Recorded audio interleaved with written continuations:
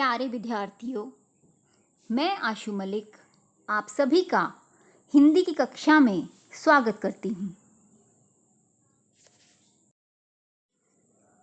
आज हम कक्षा 6 का पाठ नंबर 2 सबसे बड़ा धन पढ़ेंगे। उम्मीद है कि आप सभी ध्यान से सुनेंगे और आनंद मानेंगे। तो चलिए शुरू करते हैं। पाठ 2 सबसे बड़ा धन।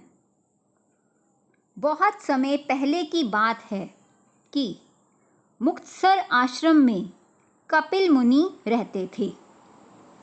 एक दिन उस मुनि के पास एक गरीब आदमी राहुल आया।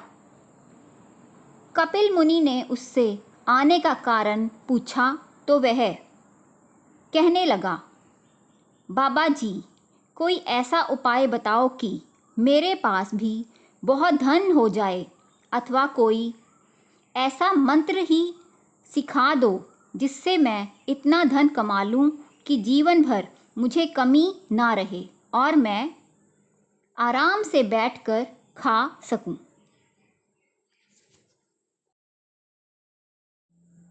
कपिल मुनि ने थोड़ी देर तक सोचा, फिर राहुल से पूछा, अच्छा, पहले यह बताओ, क्या तुम्हारे पास बिल्कुल भी धन नहीं है? राहुल ने गिड़गिड़ाते हुए कहा, नहीं महाराज, एक पैसा भी नहीं है। कपिल मुनि ने फिर पूछा, कोई मकान, कोई खेत, कुछ तो होगा? राहुल ने दुखी होकर कहा, कुछ भी नहीं है।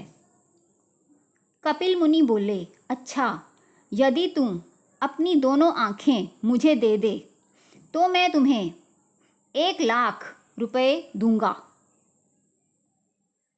राहुल ने कुछ देर सोचा और बोला, फिर मैं देखूंगा कैसे?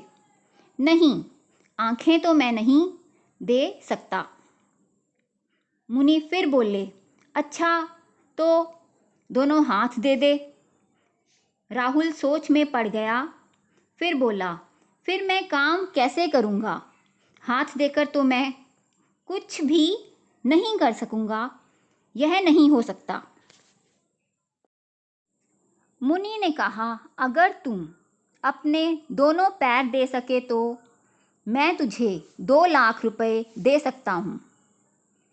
राहुल बहुत घबराया और कहने लगा, पैरों के बिना तो मैं चल फिर भी नहीं सकूँगा, ना कहीं आ सकूँगा, ना कहीं जा सकूँगा, इसलिए पैर तो मैं बिल्कुल नहीं दे सकता।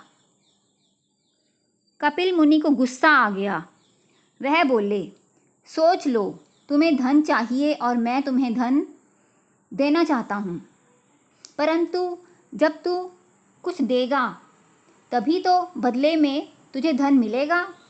यदि तू अपना मुख मुझे दे दे तो मैं तुझे 10,00,000 रुपए दे सकता हूँ।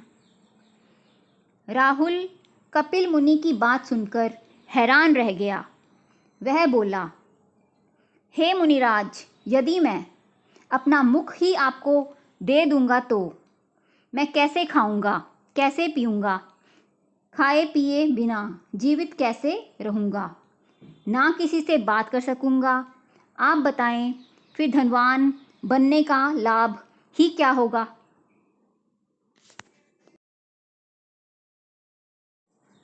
अब तो कपिल मुनि तंग आ गए। वह बोले, तुम देना तो कुछ भी नहीं चाहते, बिना कुछ दिए ही धन प्राप्त करना चाहते हो। क्या कभी ऐसा हो सकता है? मैं जो तुमसे लेना चाहता हूँ उसमें से तुम कुछ भी नहीं दे सकते। अच्छा, तुम ही बताओ कि तुम क्या दे सकते हो?